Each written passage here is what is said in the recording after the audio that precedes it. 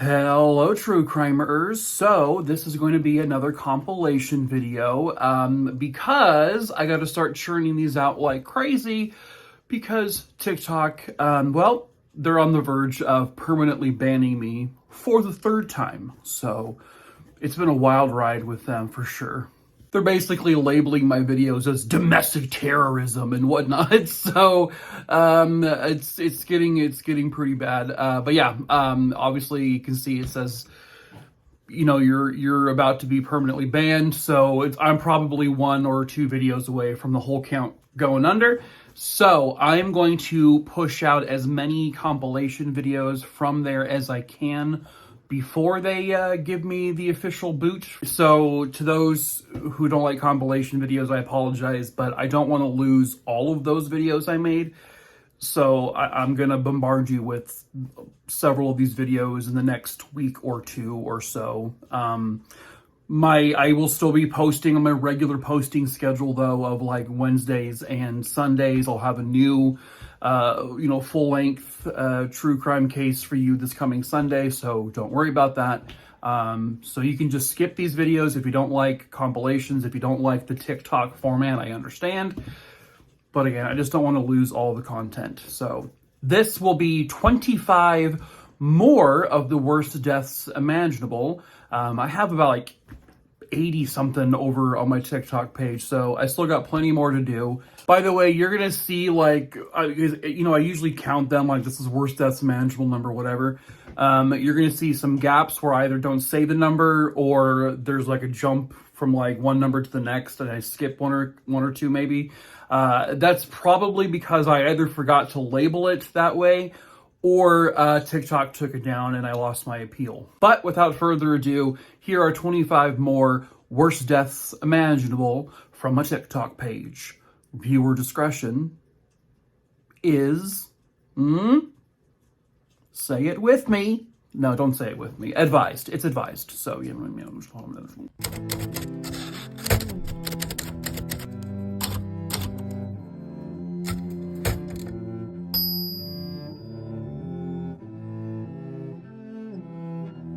This is worst deaths imaginable number 34, and spoiler alert, viewer discretion is advised. Pictured here behind me was 35-year-old Jill Greninger, and she was employed at Economy Locker Storage Company in Muncie Township, Pennsylvania, which I guess is part of the specialty food storage industry. Inside the factory, they do have some industrial meat grinders. If you've seen enough of those how do they do it, cooking shows, you've probably seen how these things operate. The meat grinder involved in this story, I don't know what style it was, but a lot of the pictures I pull up have this type of bladed system inside of theirs. On April 22nd, 2019, Jill Greninger was inside the storage facility, hard at work. And the circumstances that happened next, no one is truly sure about. There weren't any cameras that saw it happen, and there were no human witnesses to see it happen either. But Jill, while she was on top of a rolling ladder above one of these meat grinders, they speculate that she either had a piece of clothing get caught in the blades, or she simply tripped and fell. Regardless of how it happened, she fell into the meat grinder. She would fall head first into a bladed system like this. Another employee inside the building heard some horrific, mechanical noises coming from this particular meat grinder, loud enough that they were able to hear it from across the factory. So the coworker went over and noticed that Jill had fallen inside. Now, because she fell in head first, this is very similar to the wood chipper worst deaths imaginable I told a few weeks ago. The odds are the coroner believes that she would have died, hopefully instantly. I even hate to use the word hopefully because I hoped she wouldn't have fallen in, and I hoped she would not have died. But if she's gonna go out that way, at least, hopefully, it was quick. From what I understand, the head portion of her body was pretty much gone. Now, OSHA would investigate this, and they found 11 serious violations in that factory. By the way, this is not the exact factory, I just pulled a stock photo. Because of those 11 violations, this company was fined to the exact sum of $49,062. This story was relatively recent, but I can't find anywhere that might mention whether or not her family might have sued. But if that was all done quietly behind closed doors, then we wouldn't really know. But man, rest in peace, Jill. A Halloween attraction stunt gone horribly wrong would lead to one of the worst deaths imaginable. Hello, true crimerers. Viewer discretion is advised. Unfortunately, I do not have a picture of the victim in this story. However, it takes place in Lakewood, New Jersey. The date, October 22nd, 1990. At a local Scream park, they were also having Halloween hayrides. You would load up on a trailer of some sort and you would be taken around the attraction. Cast members would jump onto the hay and scare the crap out of you. But there were also plenty of other scary things to see along the road. One of the things they had going at this particular festivity was a gallows with a faked noose. The noose was designed to deliberately not tighten itself, and they would use live cast members or actors to put their necks in the noose. This was a way, of course, of scaring people along the hayride. 17-year-old Brian Jewell was one of those cast members. And this being Halloween time, there were nightly haunted hayrides. And every single one of those nights, Brian would pull off this attraction with no problems. And even that night itself, other hayrides have gone by and the stunt was great. Scared the shit out of people. Cool. Unfortunately, though, something would go horribly wrong. The tractor driver, who was pulling along another cart full of hayride passengers, drove by Brian with the noose. Brian already had his neck through the hole, and the little giveaway platform dropped, and so did he. It's also important to note that there was only a foot underneath the platform, so he was nearly touching ground. Now, normally Brian would give some sort of creepy speech to go along with this, but this particular time the driver noticed that he didn't. He thought Brian was just mixing things up. Everyone was kind of, laughing along, getting scared. Some people, I'm sure, were taking pictures. But what they didn't know was that for some unknown reason, the noose that was designed to not tighten, it actually tightened that one time.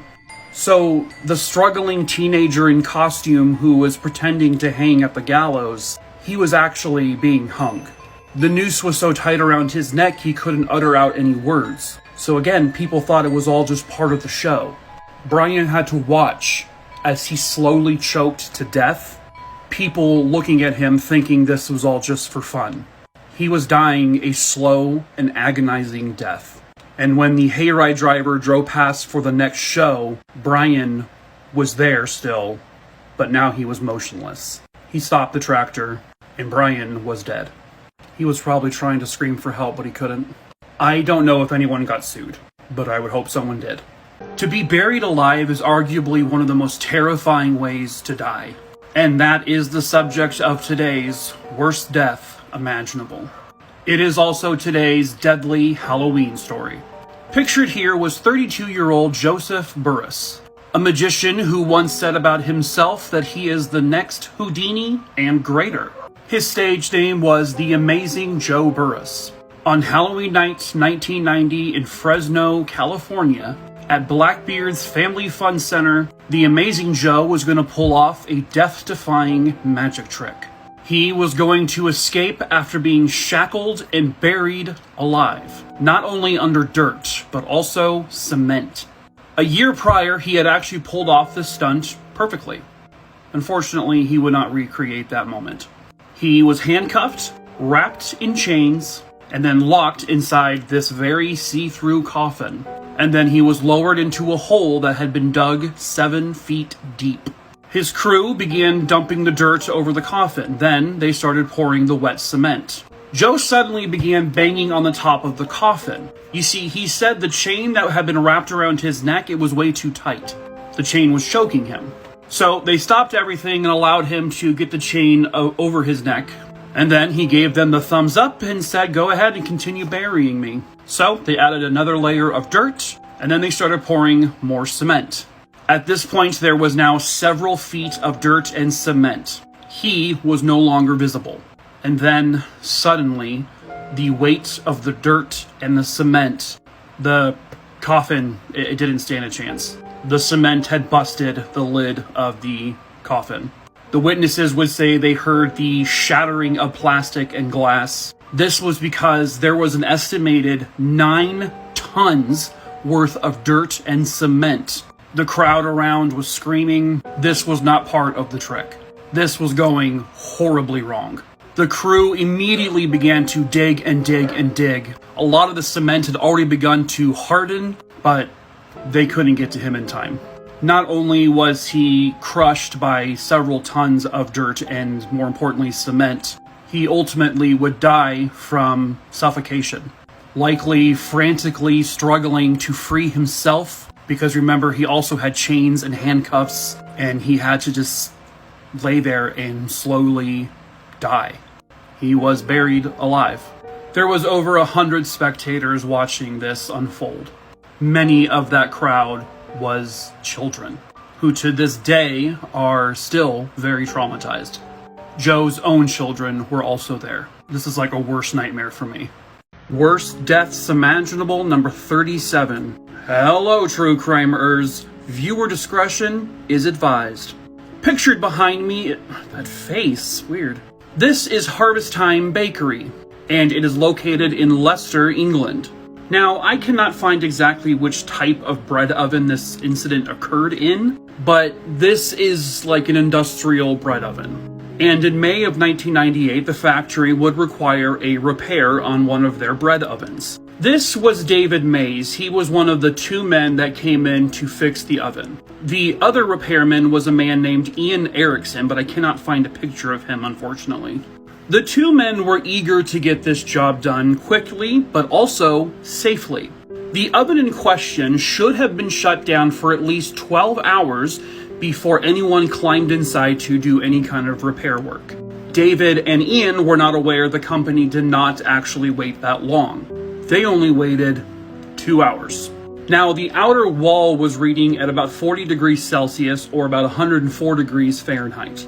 But the inside, at the time these 2 men went in, was still reading at 100 degrees Celsius or 212 degrees Fahrenheit.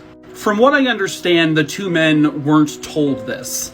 Now, the job they were supposed to do was to go inside the oven and take out certain parts which were malfunctioning along the conveyor belt.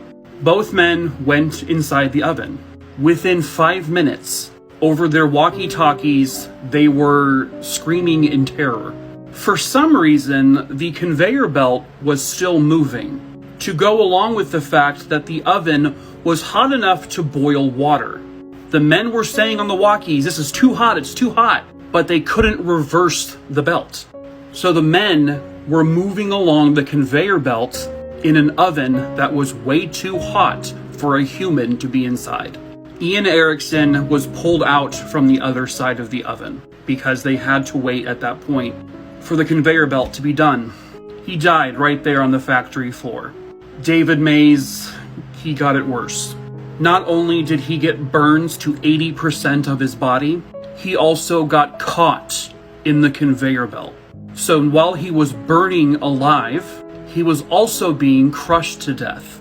Sadly, it took 4 hours for the firemen to retrieve his body. The oven manufacturer told Harvest Time that it should take 4 men 12 hours to fix the oven. Well, Harvest Time would have lost money if they did it that way. They didn't even remove the side panels for easy access. They made the 2 men climb in through a hatch. They cared more about productivity than safety. No one was held criminally responsible, but Harvest Time was fined £100,000. So this is the worst deaths imaginable that, quite honestly, I almost threw up. This is going to be a quick one, viewer discretion's advised, and I won't be showing any traumatizing images. This is CCTV footage from a metal factory in Russia. Back there you see a man working on a lathe. In a quick Google images search, this is the closest thing I could find that looks like it. So the man was working on the machine. I guess his sleeve got stuck somewhere on the spindle, and almost instantly he got sucked into the lathe. And is going at like 80 rotations a minute. I don't know the man's name. I don't know exactly when this happened, but I do know the video is online and I accidentally saw it, and I've seen the images. It is the most graphic thing I have ever seen in my life. The man's body was basically beaten and mangled across this machine. Workers described it as meat flying across the factory. He was in many pieces. Just wanted to share it with y'all. This is Worst Deaths Imaginable number 39, and this one will sound really familiar. Do you remember the Tim McLean story from Canada? Welp, hello true crimerers. This is the gruesome story of Stacy Wilson. Viewer discretion is advised. Stacy Wilson was a 21-year-old living on St. Vincent Island, which is in the Caribbean. She was a hospital desk clerk, and on December 11th, 2006, she would get off of work in the afternoon like normal. She was allegedly being harassed and accosted by a man that goes by the name Sean Samuel. There is a lot of rumor and speculation about the relationship the two of them had, or even if there was a relationship. It sounds like she wanted nothing to do with the man, but there isn't really too much information about their connection. At any rate, on December 11th, 2006, Sean Samuel would begin following Stacy Wilson from the bus stop. Stacy was seen trying to get away from the man. She even got on the bus, but then he soon followed. Now, Sean Samuel does have a history of psychotic episodes. Stacy sat down on the bus. Sean Samuel is calling to her from outside the bus. He stood by the door for a minute, walked away, then came back, now holding a cutlass in his hands. It's like a curved machete. He climbed aboard the bus and started to go after Stacy. He began swatting the cutlass at her, hitting her a couple of times. Stacy kind of fell backwards onto the bus driver, and then she tried to get out of the window behind him. But Sean Samuel grabbed her and threw her off the bus. He then began beating her in front of bystanders, by the way, who are not doing a thing about this. He then takes the cutlass and slices through her right wrist, cutting off her hand. She falls to the ground in agony. She's screaming for help. Again, no one's doing anything. Now, this could be from fear, I suppose. I don't know. He swats at her some more with the machete, and then he goes after her neck. He began swatting her neck with the cutlass. At some points, he was sawing through her neck as she was screaming. And then she was no longer screaming because he had severed her head. He then picked up the head above his head, waved it at the people, then kissed her head, and then threw it down the road, and took her hand that he cut off and threw that down the road. Now the bystanders jump in. They start beating him up, punching him in the head. So nice of you to help. Police got there and he was arrested. He was convicted, but because of his mental health issues, he got life in prison without parole. This is Worst Deaths Imaginable number 40. Viewer discretion is advised. Today's story takes us to South Leon, Michigan in February of 2019. Here's a hint. This was a 54-year-old father and grandfather. His name was Daniel Hill, and he worked at the Michigan Seamless Tube Factory. I guess they make tubes and pipes. Now, obviously this is not it, but inside the factory they had vats of sulfuric acid. And to those who don't know, sulfuric acid is an incredibly corrosive liquid. It can literally eat through and destroy any part of the human body, including bone. Too much exposure to sulfuric acid, you can definitely die from it. And Daniel Hill was working near a vat of sulfuric acid on that fateful day. No one knows exactly how it happens, or at least that's what they are alleging, but Daniel fell into the vat of acid. It was a solution that was at 12% strength, and I do not know what that means, so I apologize. But the temperature of it was at 160 degrees.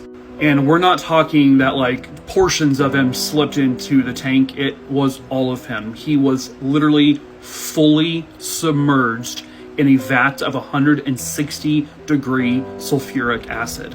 Coworkers recognized this immediately and they rushed over to try to save him. They saw him struggling to get himself out, and so they went up there and they actually reached in with their bare hands to grab him.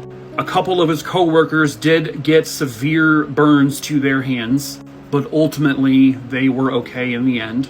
But Daniel had burns to 100% of his body. When researching this, I read a separate story about someone who had like a bucket of acid dumped on their head, and they described it like literally being in the middle of a fire. Like the fire was completely around their head, and that is how hot it was. That person did survive, but they have permanent disfigurement of their face. When Daniel was pulled out of the vat, allegedly, I mean, you could see the instant burns all over him, as if he was literally in a fire. The crazy part about this to me is that when the emergency crew got there, he was walking and talking still. I don't know how he could have possibly done that, but wow. But sadly, for the next 11 hours, he was worked on at the hospital in agonizing pain, and the doctors could not save his life. So he had to suffer for 11 additional hours. It's really sad. It's awful. So he died that night. They said he loved his job. He was a wonderful and loving father and grandfather. Rest in peace, my friend. A fall down a well would lead to one of the worst deaths imaginable. Hello, true crimerers. This is the story of Alfredo Rampi. Viewer discretion is advised. Alfredo was a 6-year-old boy living in Frascati, which is in Italy, and that's a little bit south of Rome. On June 10th, 1981, sometime in the evening, Alfredo asked his father if he could take a walk through a field which would lead to their holiday house. Now, this is not a long walk. He should have gotten there in a pretty short amount of time. His parents grew worried when they got to the house and he wasn't there yet. All of a sudden, Alfredo's mother can hear the faint cry of the word mama, which would lead them to a small well that was dug into the ground. It was actually covered up at this point because the well was illegally dug by the owner of that property. Little Alfredo had fallen into the well. Immediately, the rescue operation begins. Here's the problem with this well. The opening is only 30 centimeters wide, which is just under a foot. It's about 80 meters deep, or about 262 feet, and the walls are very irregular because this was just a dug well by a random person. This was not a professionally made well. They lower a lamp into the well to see if they can find the boy, and they estimate he's about 36 meters down. So this is actually a better representation. That's where he is right there. So he had fallen roughly 118 feet. The rescue operation was just a disaster. First, they tried lowering a wooden plank down there for Alfredo to grab onto so they can pull him up. But that wooden board got stuck at about 24 meters down, and then the rope it was tied to snapped. Television crews got there and they lowered down some radio systems so they can communicate with the boy. They're also able to talk to him through a megaphone, these are his parents right here. They tried to lower someone down into the well to remove the wood board. That failed. They tried a little pulley system. It failed. Alfredo has now been down there for many, many hours. He has no water, no food, and he is squeezed into a really tight space. They then begin to dig on the other side. They dig 2 tunnels, one vertical, one horizontal, trying to go underneath the boy so they can get him that way. All of the drilling and the vibrations from the drilling cause Alfredo to fall 30 more meters, almost 100 feet. He's now been down there for days. His breathing is labored. He's slowly suffocating. No food, no water. They tried lowering a small man down there upside down to grab him, to put a harness on him. That failed. On the 3rd day, Alfredo would succumb, and he was pronounced dead. This is Worst Deaths Imaginable number 42, and it is very graphic, so viewer discretion is advised. Hello, true crimerers. This is the story of Katarzyna Zawada. Katarzyna was a 23-year-old Polish student. She had a doctor's appointment scheduled on November 12, 1998, but she never showed up for it. She was supposed to meet her mother at that appointment, and it was very important because it was a psychiatric appointment. Katarzyna was suffering from a lot of issues with depression and other psychological issues, so when she didn't show up, her mother became concerned, tried to report her missing, but police said you have to wait longer. On January 6, 1999, a tugboat captain would uncover something very disturbing. Floating in a river that he was in was a long strip of kind of clear material, and it had a very, very bad odor. When he got close to it, there was a human ear attached to it. He pulled it on board, and it's blurred out, and I'm gonna kind of try to cover it here, but what it actually was an entire torso of skin. Just the skin. When police pulled DNA from it, the DNA matched Katarzyna Zawada. The police would then comb the river and they found body parts. They found her right leg. They also found articles of clothing. They never found the bulk of her torso or her head. Police quickly realized what the skin they found was. It was a perfectly formed skin suit. Someone did this intending to wear her skin. After years and years of investigating, in 2017, a man by the name of Whinging Robert J. was arrested for Katarzyna's murder. This man was apparently already on police's radar back in 1999, but for some reason, nothing came to fruition. What did he do to her? She was skinned alive. He took a sharp instrument, and while she was still alert and awake, he slowly cut the skin of her torso off of her. He apparently was an expert in skinning animals, so he just used the same technique on her. She allegedly was alive for most of the skinning process. She was then stabbed in her neck, her groin, and her armpit until she died. It was a sadistic torture murder. He also beat her severely and sexually assaulted her. And believe it or not, the man is still awaiting trial. This would become the final resting place of a man in Florida. And this is Worst Deaths Imaginable number 43. Viewer discretion is advised. This was Jeffrey Bush of Seffner, Florida. And he lived in this home with his brother, his sister-in-law, and his niece. The house was built in the 1970s. And there was never any indication that anything was wrong with the home. On the night of February 28th, 2013, Jeffrey was asleep in his bedroom, when all of a sudden, in the middle of the night, Jeffrey's brother, Jeremy, heard his brother screaming for help. They also heard some really loud crashing noises. When Jeremy got to the room and looked inside, Jeffrey was gone. His bed was gone, his dresser was gone, his TV was gone. Because a massive sinkhole had opened up inside of Jeffrey's room and it swallowed everything inside. At the time, Jeremy said the sinkhole was about 20 feet wide and roughly 6 to 7 feet deep. Jeremy, not thinking of anything, just jumped in the hole to see if he could find his brother. He said he thought he heard his brother calling his name, screaming for help. But he couldn't actually see Jeffrey anywhere.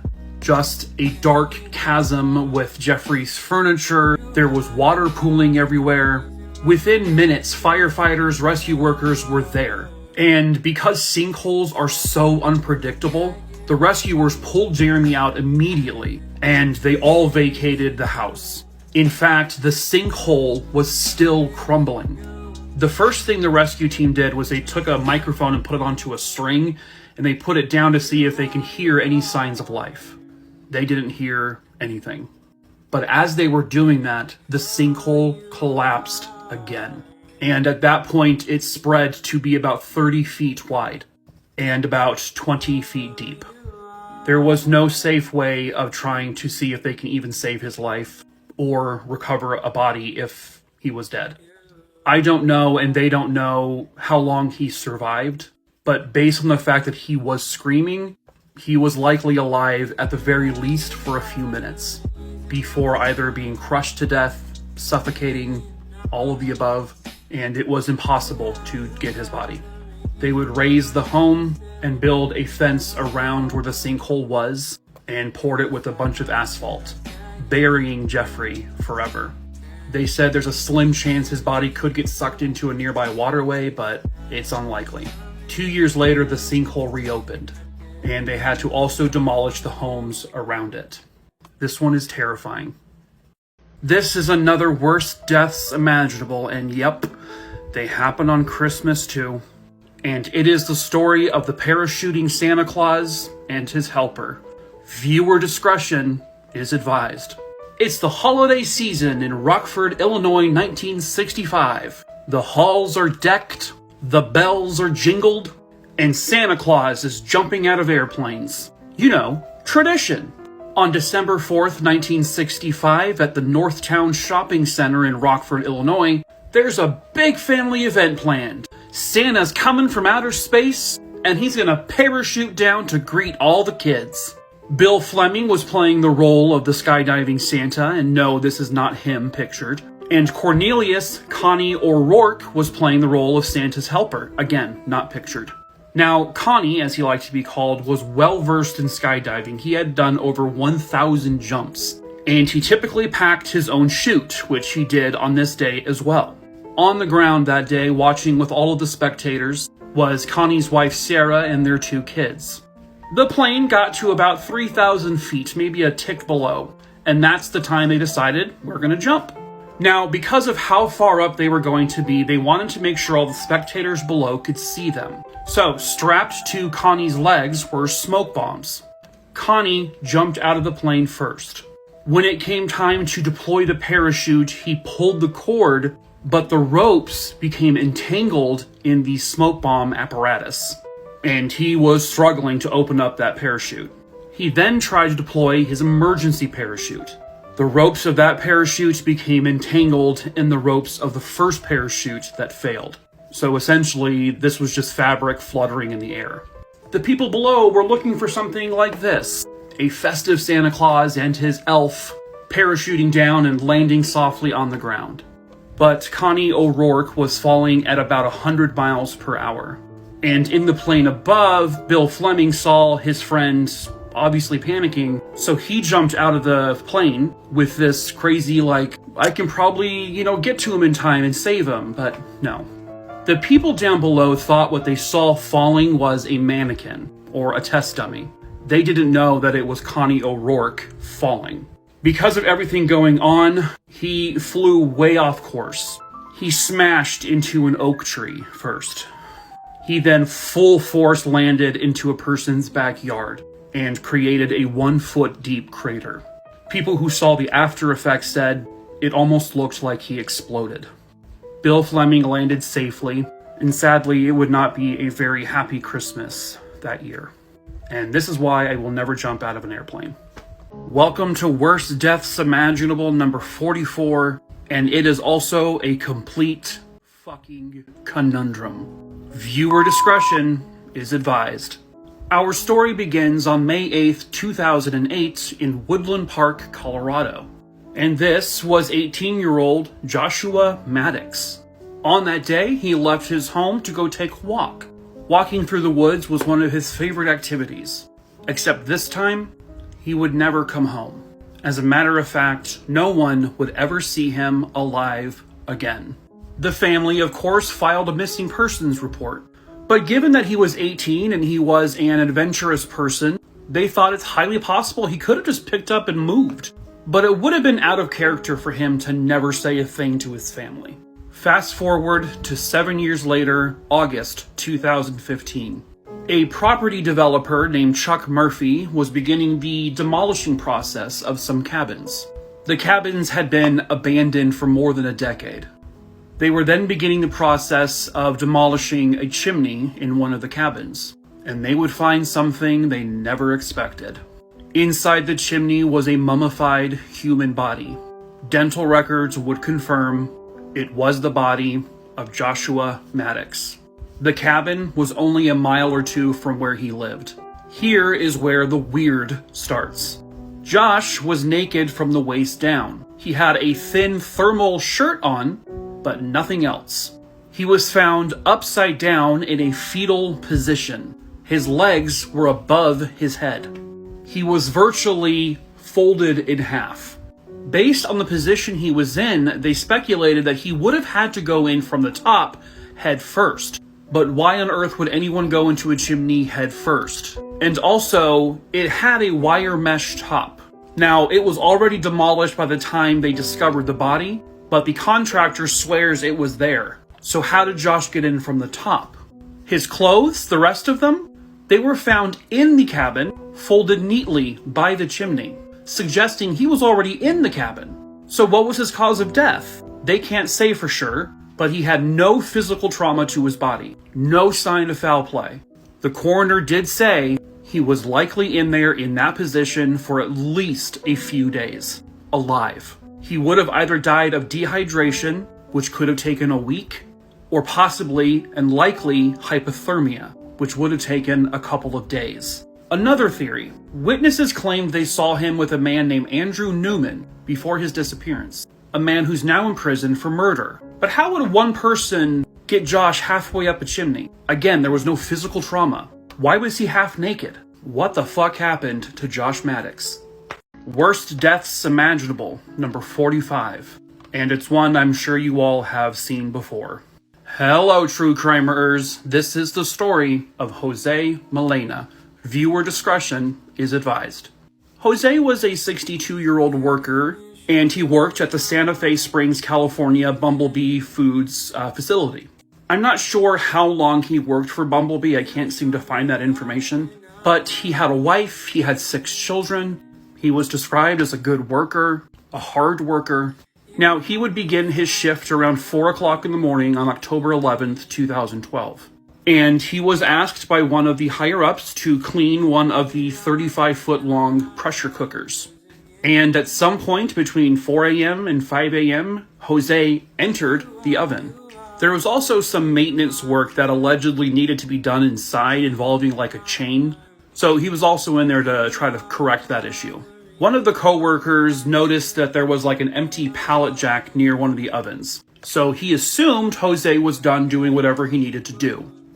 He wasn't. That employee then began to load 12,000 pounds of canned tuna inside of the oven. And then he turned it on. And little did they know that Jose was inside. All of the machinery in the factory is so loud that if he was screaming, likely no one heard it. But what's staggering is this oven was on for about 2 hours at 270 degrees Fahrenheit, or 132 degrees Celsius. So for that 2 hours, Jose is in there literally being cooked to death. And also keep in mind, this isn't like your traditional just oven. It's using steam to pressure cook everything, which is in turn sterilizing the cans. So he's being steam cooked to death for 2 hours. It's unknown how long he was alive for in there, but his death was not instant. They can say he was alive for some time. They just can't pin it down exactly how long. Also factor in, he is probably being crushed as well by 12,000 pounds of cans. And then these, aluminum cans are also being heated. So he's being burned by them, plus the steam, plus being crushed. Jesus. Coworkers couldn't find him after an hour or two, so they paged him. They looked all over. Finally, they looked in the oven, and they would find his very badly burned body. Jose's family was awarded $1.5 million. Criminal charges were filed against a couple managers, and those managers were sentenced to several years of probation.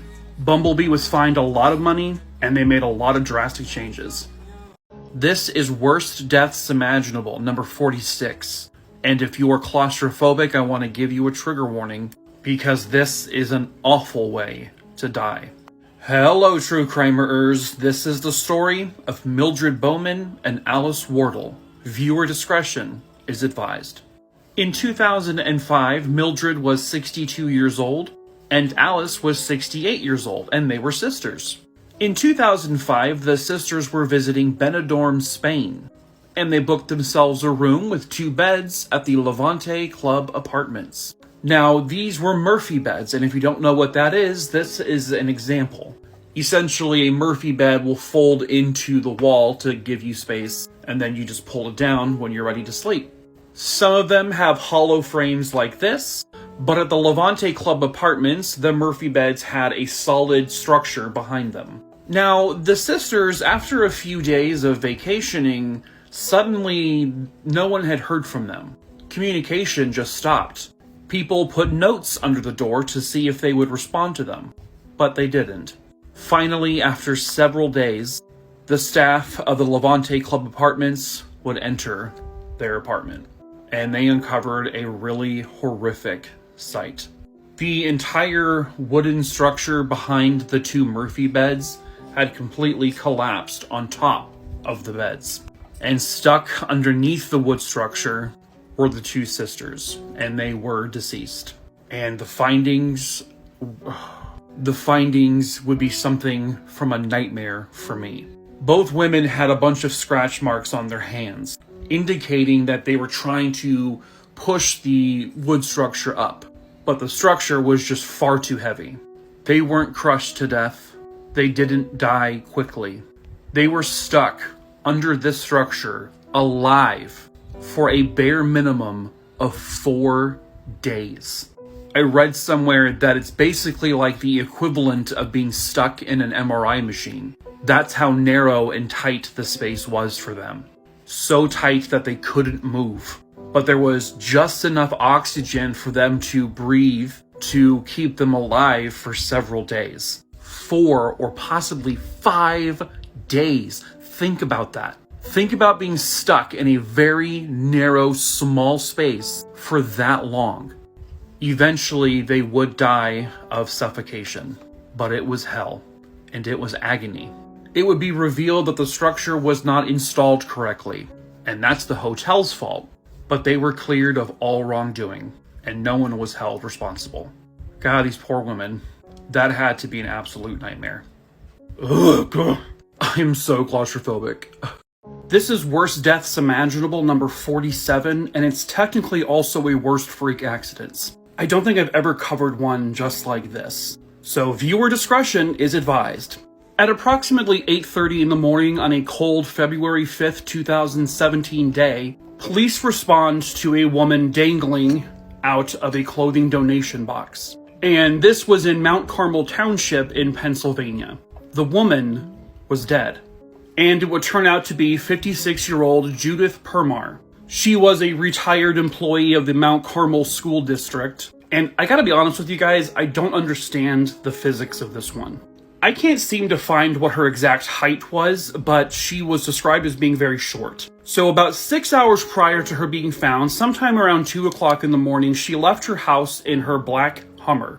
She would park alongside this donation box. Doesn't look very tall to me. And because of her height, she sets up a little 2-step step stool.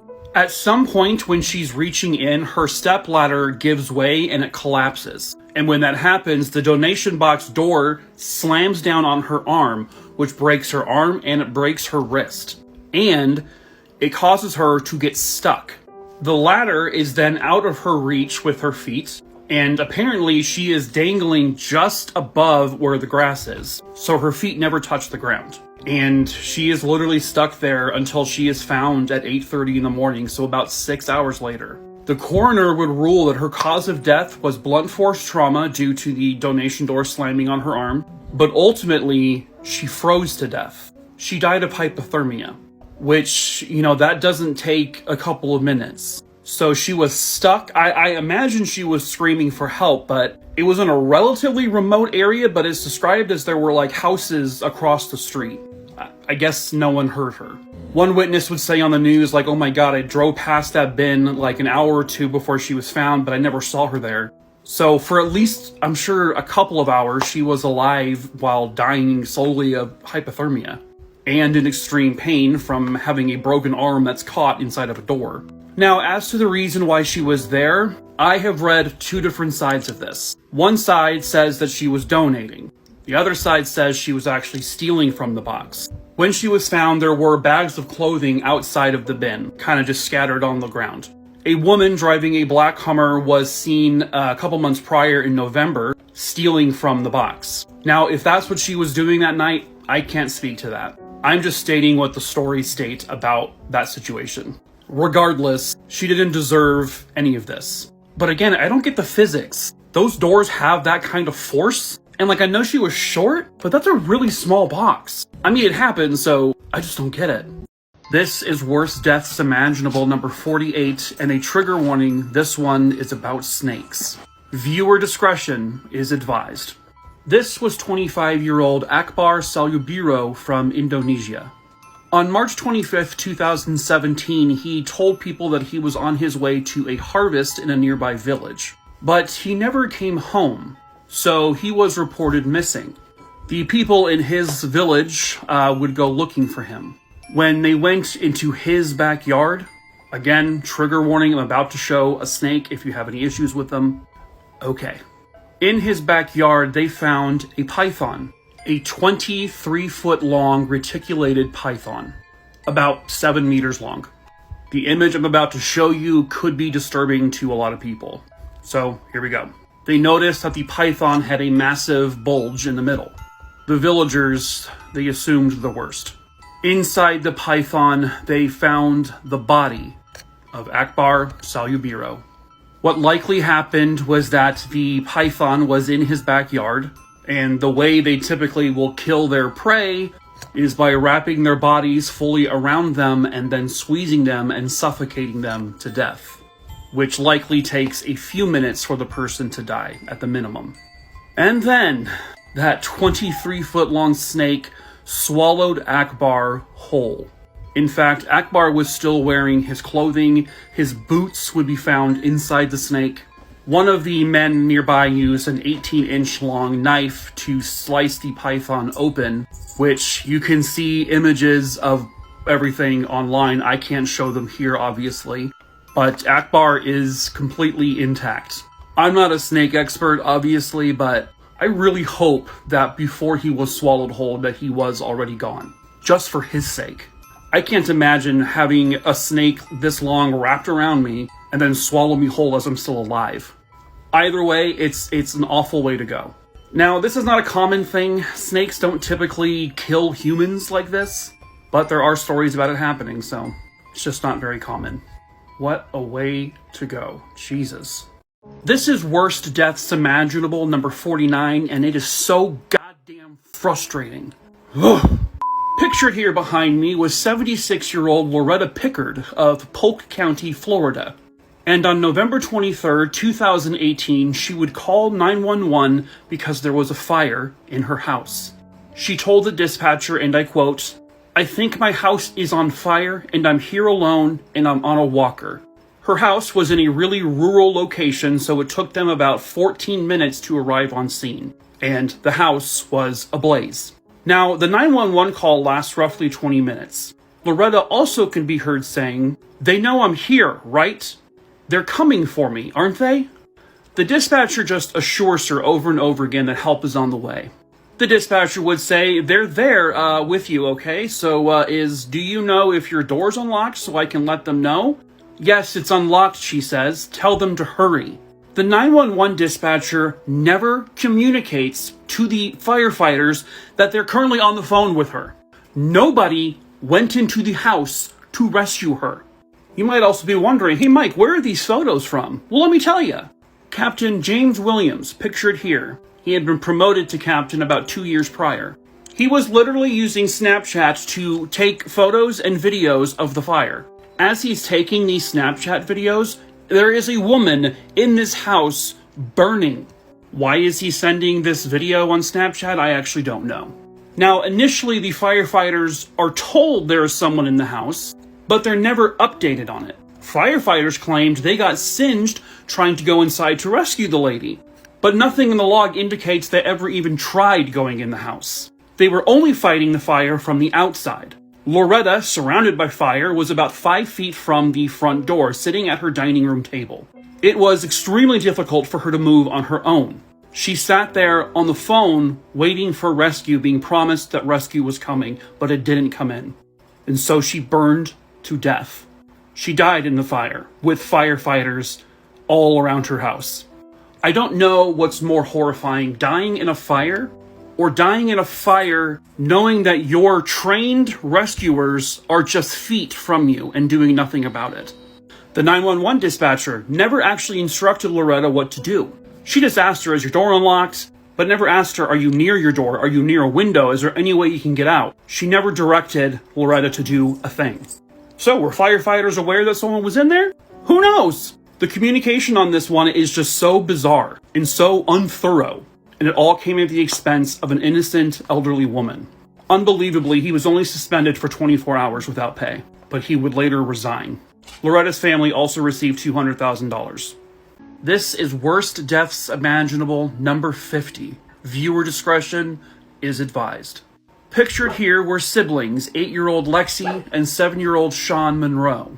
And they lived here in this home with their family in Franklin, Massachusetts. The two siblings, who loved each other very much, were playing on a January day in 2014. And as they were playing, they came across this hope chest that the family had at their home.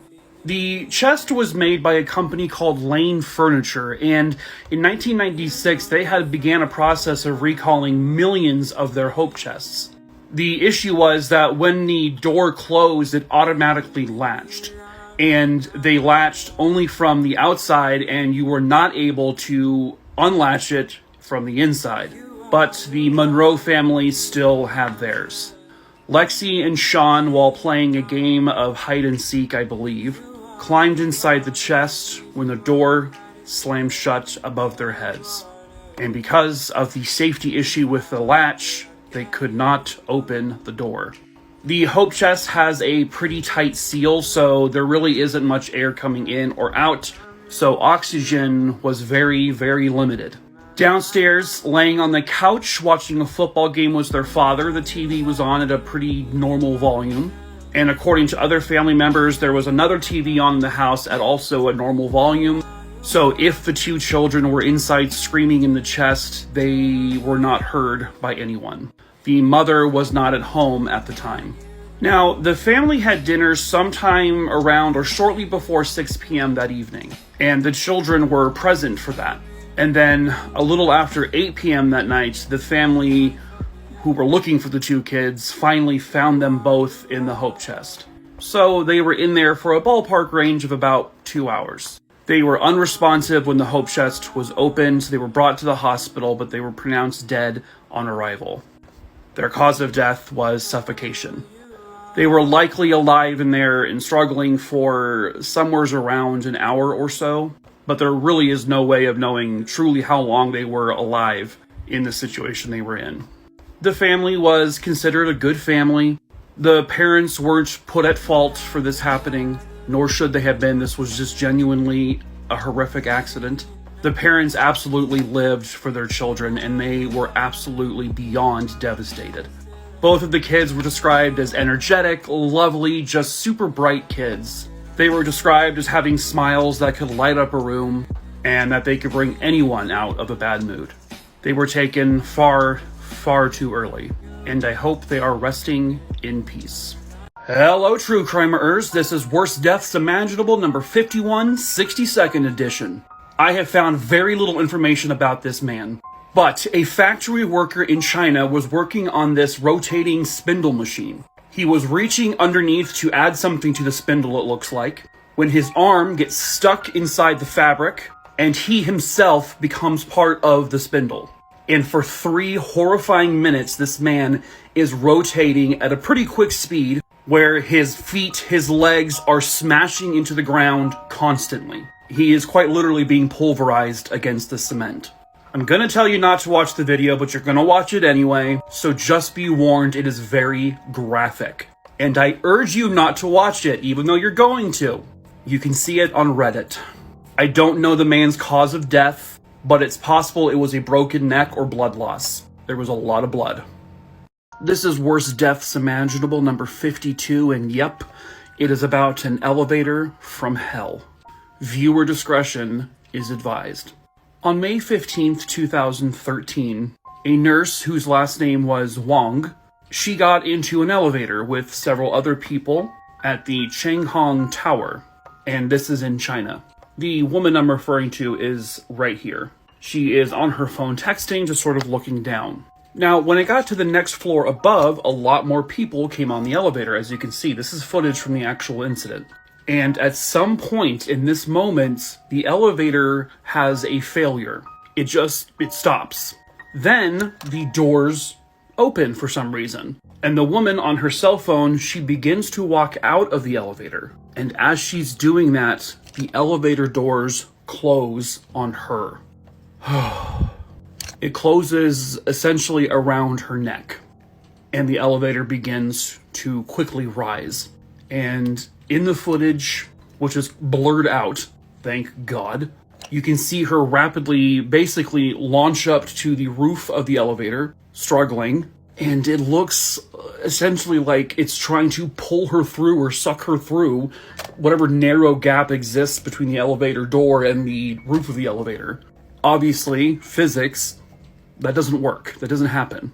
What does happen is her body is slowly severed in half in front of 15 strangers. She is screaming in agony until the screams stop, and they allege that blood was just sort of going everywhere. I told a story similar to this a while back, and y'all know I hate elevators. And I don't know why I tell stories like this. I can't imagine the pain and agony she was experiencing in those brief moments. And I sincerely hope for her it was very brief. Allegedly, one of the building managers said that the elevator had recently been inspected, because of course they always say that, and they said, oh, nothing was wrong with the elevator. And all I can see is that 5 people were held responsible for the incident, but I just don't know in what capacity. But they were all people who were employed by the elevator company, not the tower that the elevator was in. This is Worst Deaths Imaginable number 53, and Jesus Christ. Trigger warning, if you have any issues with deep waters, you may want to avoid this one. Hello, true crimerers. This is the story of the Byford Dolphin incident. Viewer discretion is advised. The Byford Dolphin was a semi-submersible deep-sea driller, and it began its operation in 1974. Now, this deep-sea driller could reach depths of about 1,500 feet underwater. And by November 5th, 1983, it was located in the Norwegian sector of the North Sea. Now, around 4 a.m. on November 5th, 1983, 2 of the divers were in the saturation chamber, resting. Now, I gotta be honest with you, I don't completely understand how this all works, but 2 other divers were returning to the Byford, and they were in a transfer capsule. That capsule was then clamped onto the chamber here. And then typical procedure would have them climbing up the diving bell, but they first would have to seal that off to depressurize the chamber. And by the way, this is not them. Now, one of the divers was trying to close the hatch, but before he could do that, the other diver released the clamp that was securing the capsule to the trunk. And what happened was immediate and absolutely horrifying. So because of that one minor little slip, the capsule violently decompressed and it completely launched away from the trunk. And then the pressure that was already inside the chamber went from 9 atmospheres down to 1 in an instant. And this is where it gets gruesome. And this is also where we hope that this really was instant for them. So to kind of illustrate, someone showed this image. One of the divers, because of the depressurization, was forced through a 24-inch opening. So like this sliver here, the crab is sucked into it, and then it's gone in an instant. Goes right into this crack. And that is what happened to one of the divers. And he was exposed to forces of about 25 tons, and his body was eviscerated. His body parts were just blown all over the rig. His spine was found outside of the rig. His liver was dissected. Again, I know you guys are going to Google this. Yes, there is an image of his remains. It was far too easy to see. The other divers were boiled alive. They had lumps of white fat clogging their arteries and veins, which then led to their blood to flash boil. The autopsies again would suggest that these deaths were instant, and they were all ruled as accidental deaths. Jesus criminy. Worst death imaginable, number 54, and if you are claustrophobic, this one possibly may trigger you. Viewer discretion is advised. Now, unfortunately, I do not have any of the actual photos of the scene or the individual, so I'm just winging it. In May of 2005, a 37-year-old man by the name of John Raymond Wilson from Houston, Texas, was fishing at the Gulf of Mexico. Witnesses said they saw the man get there in his pickup truck sometime around 9 p.m. on May 24th, 2005. On May 25th, 2005, in the morning at low tide, they saw his pickup truck was there but did not see him. His truck, again, this is not the actual image, was sunk in the sand, so they called a tow truck driver. When they pulled the truck, they noticed something else. They noticed the body of John Raymond Wilson. What authorities came up with as to what happened to him is he was fishing late into the evening and decided he wanted to take a nap. I don't know why he made this decision, but he took a nap underneath his pickup truck. Sometime after he fell asleep, the truck began to sink in the sand. It would sink over his body until the point where he had no room to get out. He was not crushed to death per se. However, he was in a position where he could not move his body, and he would not be able to breathe correctly because the truck was pressing down on his chest. John was trapped, and there was nothing he could do about it. It was the middle of the night, and if he was screaming, nobody heard. Now, I don't know if his actual cause of death is drowning or suffocation, but either way, John was alert for several minutes while this was happening. I cannot imagine that level of fear, especially since I am personally claustrophobic. Waking up with a truck on top of you while you're in the ocean, essentially, that had to be excruciating and absolutely terrifying. Worst deaths imaginable, number 56. Viewer discretion is advised. And also a trigger warning, this one is about insects. This story takes us to Ozu, which is in Japan. Unfortunately, I don't have a photo of the woman, but her name was Chiko Kikuchi, and she was an 87-year-old woman who was at a nursing home. She was in a wheelchair and she was being pushed along by a nurse when all of a sudden they were attacked. And I want to give you another fair trigger warning here. I'm about to show images of hornets. So you've been warned. Nearby, there was a giant swarm of giant Asian hornets. Now, these are not giant Asian hornets here, but I'm about to show you some. But the swarm came after the 87-year-old woman and the nursing home staff. Now, from what I understand at the time, the nursing staff was not directly near the woman in the wheelchair. So they were kind of attacked separately. All right, here's a giant Asian hornet I'm about to show you. So, the woman, she was attacked by the swarm. A swarm of these. The nursing staff tried to get to her in the wheelchair, but they just couldn't because they were also being attacked by the hornets. They were able to get away because they could run, but the 87-year-old could not. She was stung 150 times.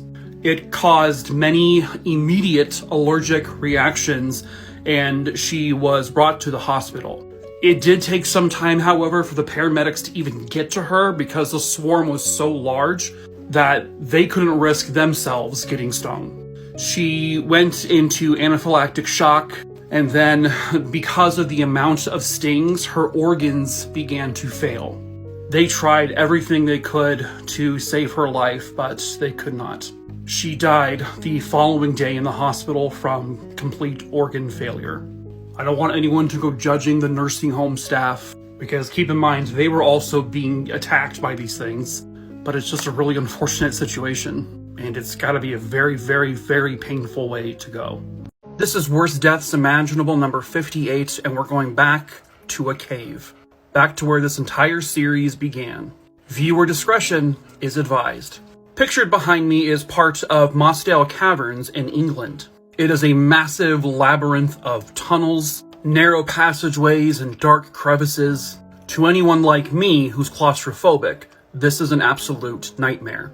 Unfortunately, I cannot find any photos of the people involved. On Saturday, June 24th, 1967, 10 very experienced spelunkers went into Mossdale Caverns. The group was led by a man named John Ogden. It had been raining off and on the past few days, but the cave itself did not appear to have been flooded or incapable of, traversing through. These are not images of the people involved, by the way, but I wanted to give you some examples of how narrow this is. And I hate it.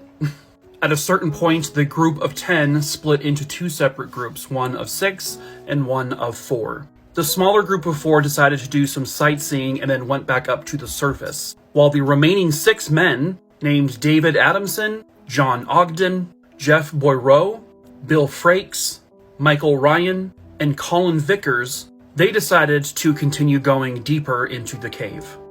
Oh, God. And they would go about 2 miles in. And they would be exploring passages that no one had ever been to or seen before.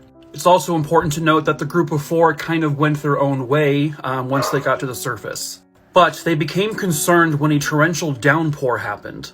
When this downpour happened, it flooded the caverns. It flooded the exact areas where the remaining 6 men had been. Water filled every single passageway. They believed the group of men were in some very narrow passageway when the water began to rush in behind them, and they had no escape. And the water was beginning to fill up to their chests, their necks, and then above their heads, and they had nowhere to go. They were near an area where there was a very narrow fissure, and John Ogden had been able to squeeze his head through this very tiny crack, which gave him an air pocket. There was no room for anyone else, and just below him, all of his friends were drowning. The 4 other cavers had gone back looking for them near where they had gone in, but there was no sign of them. As a matter of fact, it took a couple of days to even find John Ogden. They found him with his head sticking up out of the ground, but he too had died. The bodies of all 6 individuals would eventually be found after the search mission. But much like the John Edward Jones situation who died in a cave, their bodies could not safely be recovered either. So they decided to seal portions of the caverns off with cement, and they now rest there forever. This is Worst Deaths Imaginable number 60. Viewer discretion is advised. This was 25-year-old Vasily Ignatenko. He was born on March 13, 1961, and he would grow up to be a military firefighter. And on April 26, 1986, he would be called into action one final time. This is inside the control room before the Chernobyl disaster. Now, I can't even begin to understand or fathom all of the stuff that went into the disaster happening, but Chernobyl was a nuclear power plant. And it was located in the city of Pripyat, which is in Ukraine. Which, I stand with Ukraine. At 2:29 a.m., a massive explosion occurred. And while the explosion itself was deadly, the radiation that came from it, well, is probably worse. Dying in an explosion typically happens immediately, but radiation poisoning does not. Vasily Ignatenko, who was recently married, he was one of the very first responders to head to Chernobyl to put out the fires that were spreading. He and his unit were dispatched to the roof near the 4th reactor, and this was all the way at the top of a 20-story building. What they may not have realized right at that time was they were inhaling radiated smoke, and there was nuclear material just out in the open exposed that they were in contact with. And they were exposed to radiation levels that were absolutely through the roof. Exposure to that level of radiation, well, it caused effects almost immediately. And they were unaware that they were already being served a death sentence. As they were in the process of trying to swap to a new crew, the men who were already up top on the roof, they were vomiting. They couldn't walk. And literally like an hour and a half, 2 hours after Ignatenko and his team got there, they were rushed to the hospital. Ignatenko would eventually be brought to a hospital in Kiev, and the next 2 weeks would be absolute hell for Ignatenko. Within a few days, he already needed bone marrow transplants. Infections would ravage through his body. His hair began to fall out. He had skin necrosis, which is basically the tissue dying. He was developing what looked like burn marks over his body. His digestive system, his respiratory system were beginning to fail. His internal organs were failing one right after the other. The bone marrow transplant didn't really do anything. The infections just kept getting worse. His entire immune system failed. And at 11:20 a.m. on May 13th, 1986, he finally passed away after 2 weeks of torture. He and other victims had to be buried in special coffins. Technically, you can visit Chernobyl today, but literally only for a few minutes.